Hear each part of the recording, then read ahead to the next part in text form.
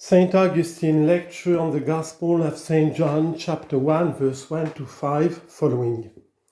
Therefore, let no one deceive you, when perchance you suffer annoyance from flies. For some have been mocked by the devil and taken with flies. As fowlers are accustomed to put flies in their traps to deceive hungry birds, so these have been deceived with flies by the devil.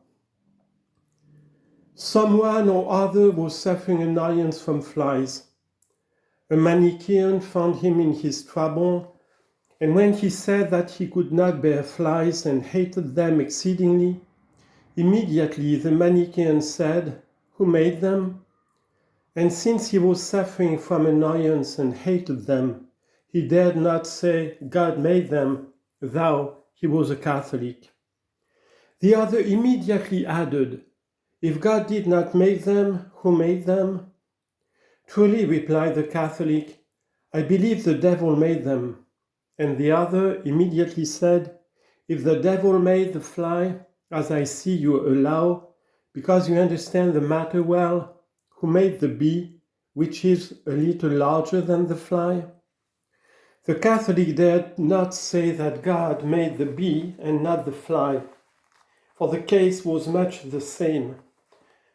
From the bee led him to the locust, from the locust to the lizard, from the lizard to the bird, from the bird to the sheep, from the sheep to the cow, from that to the elephant, and at last to man, and persuaded a man that man was not made by God. Thus, the miserable man, being troubled with the flies, became himself a fly, and the property of the devil. In fact, Beelzebul, they say, means prince of flies, and of these it is written, "Dying flies deprive the ointment of its sweetness." Ecclesiastes chapter 10, verse 1. What then, brethren? Why have I said these things? Shut the ears of your hearts against the wiles of the enemy. Understand that God made all things and arranged them in their orders. Why then do we suffer many evils from a creature that God made? Because we have offended God? Do angels suffer these things? Perhaps we too, in that life of theirs, would have no such thing to fear. For your punishment, accuse your sin, not the judge. For, on account of our pride, God appointed that tiny and contemptible creature to torment us. So that, since man has become proud and has boasted himself against God, and thou mortal hast oppressed mortals, and thou man hast not acknowledged his fellow man, since he has lifted himself up, he may be brought low by gnats. Why are you inflated with human pride? Someone has censured you, and you are swollen with rage. Drive out the gnats, that you may sleep. Understand who you are. For that you may know, brethren, it was for the taming of our pride these things were created, to be troublesome to us. God could have humbled Pharaoh's proud people by bears, by lions, by serpents.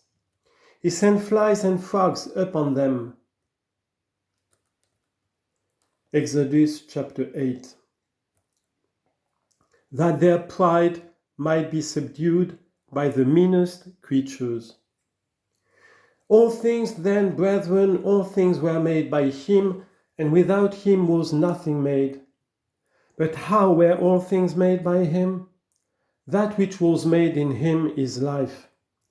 It can also be read thus, that which was made in him is life. And if we so read it, everything is life. For what is there that was not made in him? For he is the wisdom of God, and it is said in the psalm, "In wisdom have you made all things." chapter 104, verse 29. If then Christ is the wisdom of God, and the Psalm says, "In wisdom have you made all things, as all things were made by him, so all things were made in him." If then all things were made in him, dearly beloved brethren, and that which was made in him is life, both the earth is life and wood is life. We do indeed say wood is life, but in the sense of the wood of the cross, whence we have received life. A stone then is life.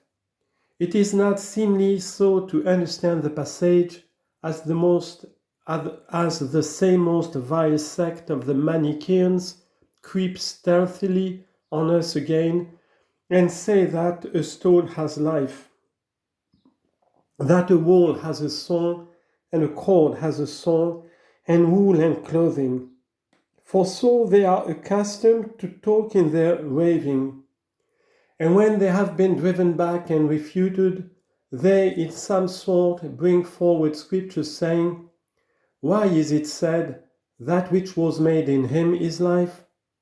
For if all things were made in him, all things are life. Be not carried away by them. Read thus, that which was made."